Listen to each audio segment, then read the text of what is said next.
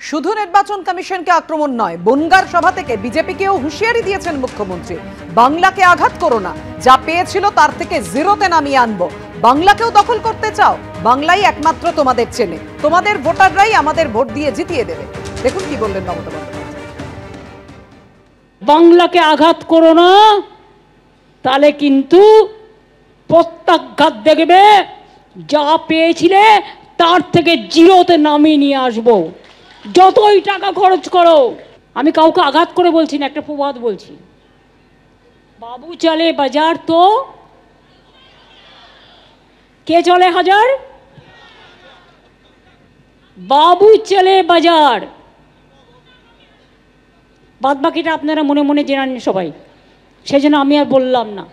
বলি, সারা দেশটাকেই তো দখল করেছো, বাংলাটাকেও দখল করতে চাও, কারণ বাংলার মাটি একমাত্র তোমাদের চেনে, আর কেউ চেনে না।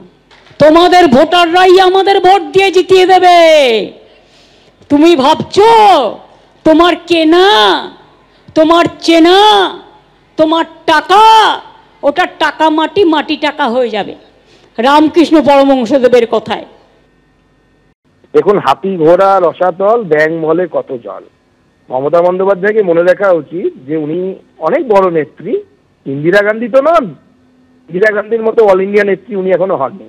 সেই ইন্দিরা গান্ধীর মতো নেত্রীও আমাদের আদর্শকে শেষ করার চেষ্টা করেছিলেন, জওয়াহরলাল নেহরু শেষ করার চেষ্টা করেছিলেন। আমরা কিন্তু শেষ হইনি, কংগ্রেস ধীরে ধীরে শেষ হয়ে যাচ্ছে। তো অত সহজ বিষয় নয়।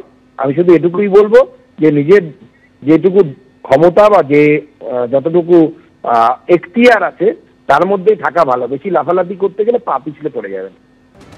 মতুয়াগড়ে মুখ্যমন্ত্রী মমতা বন্দ্যোপাধ্যায় প্রথমে বনগাঁয় সমাবেশ করেন এবং তারপর চাঁদপাড়া থেকে মিছিল। সেই মিছিলের ছবি আপনারা দেখতে পাচ্ছেন। চাঁদপাড়া থেকে ঢাকুরিয়া হাই স্কুল পর্যন্ত মিছিলে হাঁটেন মুখ্যমন্ত্রী মমতা বন্দ্যোপাধ্যায়।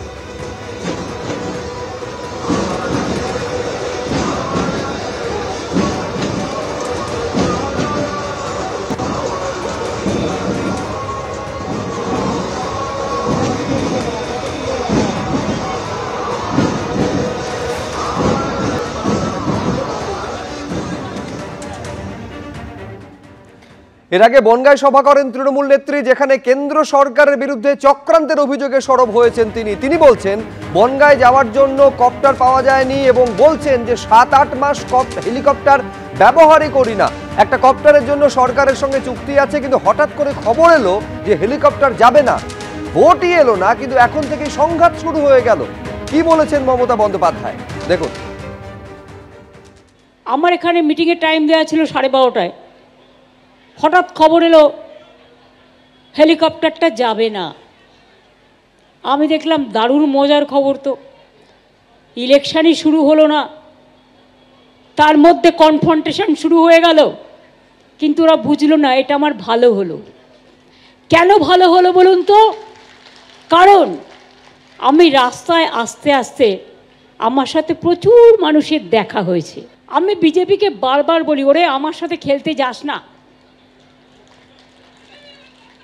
আমার সাথে খেলতে গেলে আমি যে খেলাটা খেলবো সেই খেলায় তোমরা আমাকে ধরতেও পারবে না, ছুটতেও পারবে না, নাগালও পাবে না। সারা ভারত সরকার বসে থাকো, সব এজেন্সি নিয়ে বসে থাকো, কোটি কোটি টাকা খরচ করো, টাকা গুজে গুজে দাও, টাকা নেবে লোকে, তোমায় ভোট দেবে না। আমি যদি কিছু ধরি সেটাকে শেষ করে ছাড়ি। কাজেই আপনারা আমার হেলিকপ্টার বাতিল করে দিন, আমার রুট বন্ধ করে দিন, যা ইচ্ছা তাই করুন, আমার কিছু যায় আসে না। রাস্তাই আমায় রাস্তা দেখায় এবং রাস্তাই আমাকে রাস্তা দেখাবেই। সরাসরি কেন্দ্রের বিরুদ্ধে চক্রান্তের অভিযোগে যখন সরব হয়েছেন মুখ্যমন্ত্রী মমতা বন্দ্যোপাধ্যায়, তার পাল্টা কি বলছেন বিজেপি রাজ্য সভাপতি দেখুন। আমরা তো জানতাম মুখ্যমন্ত্রী তো কোনো সহজ সরল জীবনযাপন করেন। সরকারি গাড়ি পর্যন্ত তিনি রেলমন্ত্রী থাকাকালীন ব্যবহার করতেন না, তিনি একটি ফিয়েট গাড়িতে যাতায়াত করতেন। এখন রাজ্যের মুখ্যমন্ত্রী হেলিকপ্টারে যাবেন, এটা খুব স্বাভাবিক। আবার শোনা যাচ্ছে তাই ইন্স্যুরেন্স ফেল হয়েছে।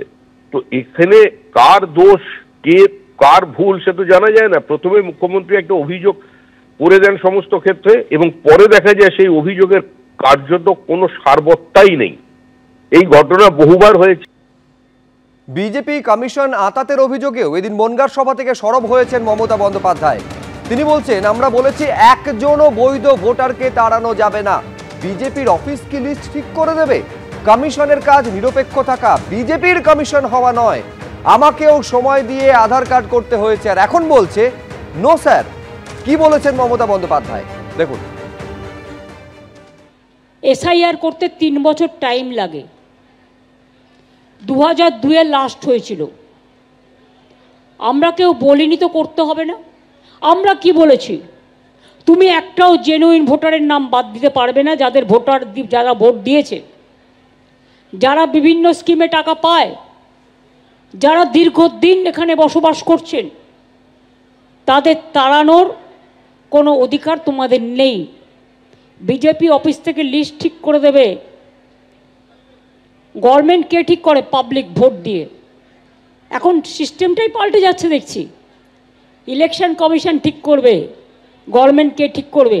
তা কখনো হয় নাকি?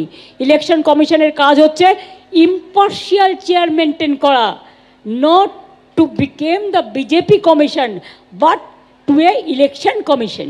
যদি জিজ্ঞেস করেন আধার কার্ড, বলবেন নো স্যার। ব্যাংকের প্যান কার্ড, নো স্যার। লক্ষ্মীর ভান্ডার কার্ড, নো স্যার। স্বাস্থ্যসাথীর card, no sir. PAN card, no sir. Bank account card, no sir. BJP, yes sir.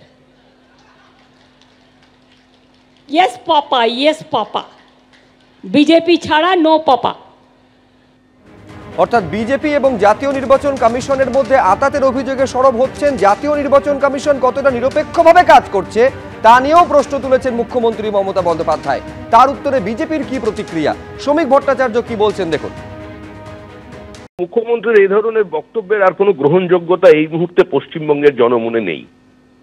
তিনি গৃহীত, পরীক্ষিত এবং পরিত্যক্ত হতে চলেছেন। মুখ্যমন্ত্রীর আজকের যে যাত্রা, সেই যাত্রা হচ্ছে বাংলাদেশি মুসলিম অনুপ্রবেশকারী এবং রোহিঙ্গা বাঁচানোর যাত্রা। মুখ্যমন্ত্রী মুড়ি মিছড়ি মিশিয়ে দিতে চাইছেন, সেটা সম্ভব নয়। এই দেশটা ধর্মশালা নয়। যার যখন খুশি দেশে ঢুকে থাকতে পারবে না তাদের চিহ্নিত করতে হবে। ডিটেক্ট, ডিলিট অ্যান্ড ডিপোর্ট, এটাই হচ্ছে অবস্থান। আর এই ধরনের পদযাত্রা করে তিনি কিছু মানুষকে বিভ্রান্ত করতে পারেন, কিন্তু সমস্ত মানুষকে বিভ্রান্ত করতে পারেন না। এবিপি আনন্দ, এগিয়ে থাকে, এগিয়ে রাখে।